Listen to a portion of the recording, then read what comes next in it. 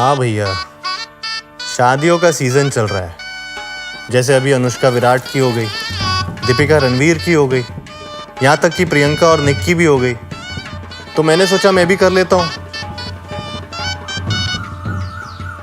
ओ hello भाई साहब, ये क्या कर रहे हो?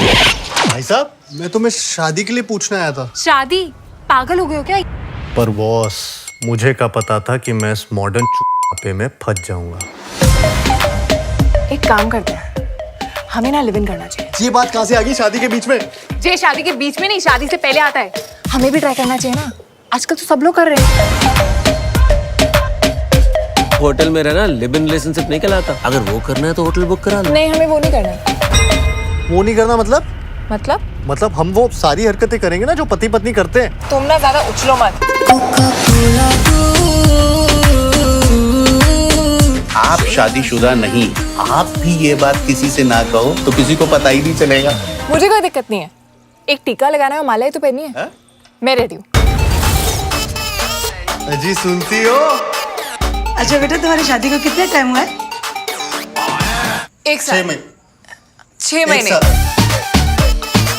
पक्के शादी क्यों करी तुझे? मेरी इतनी अच्छी लड़की है, जरा से कपड़े कम है पर शर्म नहीं तुझे सब करने से पहले? हरामखोर कुत्ते, उधर क्या देख रहा है? इधर देख, इधर।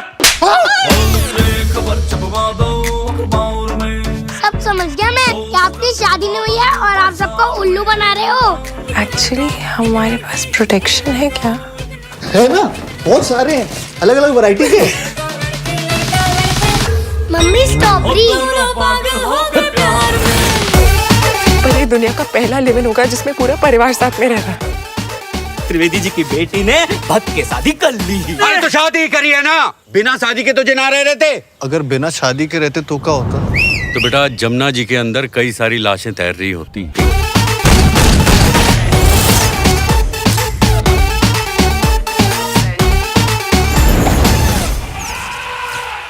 गुड्डू, शादी कैसे करनी है? गुड्डू को ना पता कैसे करनी शादी। गुड्डू तो इतना उतावला हो गया ना कि अगर जहाँ कोई हवन और मंत्र पढ़ने वाला मिल जाए ना तो यहीं कर ले शादी। सर्वमंगल मांगल्ये नारायणी नमो। वो ना मेरे मोबाइल का डाटा खत्म हो गया।